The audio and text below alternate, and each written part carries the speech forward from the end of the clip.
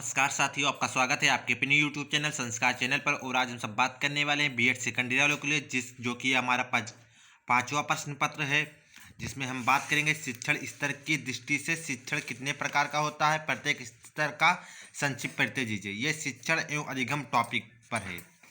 तो अगर आप सभी चैनल पर नए हैं तो प्लीज़ चैनल को लाइक, सब्सक्राइब और शेयर कीजिए। हम आपके लिए डेली क्लास लाते रहेंगे और हमारे टेलीग्राम से भी जुड़ सकते हैं, जिसका लिंक हम डिस्क्रिप्शन बॉक्स में दे देंगे। शिक्षण एक जटिल प्रक्रिया है जो किसी उद्देश्य की प्राप्ति के लिए की जाती है। सामान्यतः इसका उद्देश्य विद्यार्थियों के व्यवहारों में वांछित परिवर्तन उत्पन्न करना है। व्यवहार परिवर्तन के लिए शिक्षण की प्रक्रिया में विद्यार्थियों को अधिगम अनुभव दिए जाते हैं। अधिगम अनुभव साधारणतया किसी पाठ्य पुस्तक या प्रकरण से संबंधित होते हैं। साधारणतया किसी पाठ्य वस्तु या प्रकरण से संबंधित होते हैं। एक ही पाठ्यक्रम को विद्यालय में भिन्न भिन्न स्तरों पर पढ़ाया जाता है, क्योंकि पाठ्य वस्तु का अपना एक स्वरूप होता है जिससे शिक्षण के विभिन्न उद्देश्यों की प्राप्ति की जा सकती है। इस प्रकार अधिगम के स्तरों को प्रभावित किया जा सकता है। यह ध्यान देने की बात है कि किसी भी पाठ्य वस्तु को शिक्षक विचारहीन स्थिति से लेकर विचारपूर्ण स्थिति तक विस्तृत कर सकता है, अर्थात शिक्षण का ज्ञान उद्देश्य से मूल्यांकन तक की प्राप्ति की जाती है। अतः शिक्षण अधिगम की परिस्थितियों को एक सातत्य के रूप में विचारहीन के से लेकर विचारपूर्ण क्रियाओं की अवस्थाओं या स्तरों में विभाजित किया जा सकता है।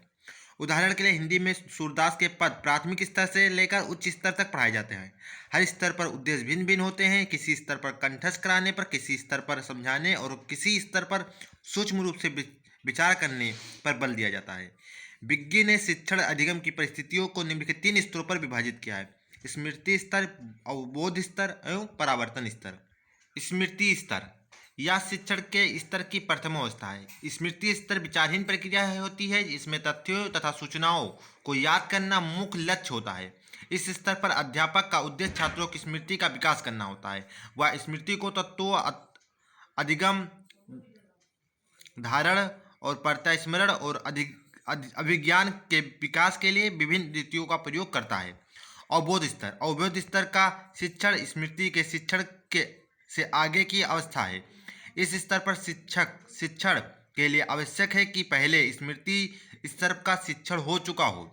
इसमें विद्यार्थी को पृथक पृथक तथ्यों एवं उसके समेकित स्वरूप के मध्य संबंध देखने के पर उत्प्रेरित किया जाता है। इसमें शब्दों में स्मृति तथा अंतर्दृष्टि दोनों सम्मिलित होती हैं।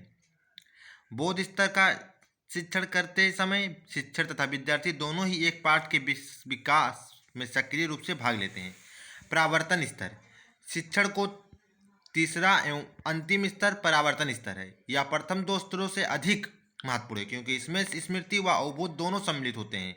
परावर्तन स्तर पर समस्या केंद्रीय अनुदेशन संपन्न होती है। इस स्तर पर शिक्षण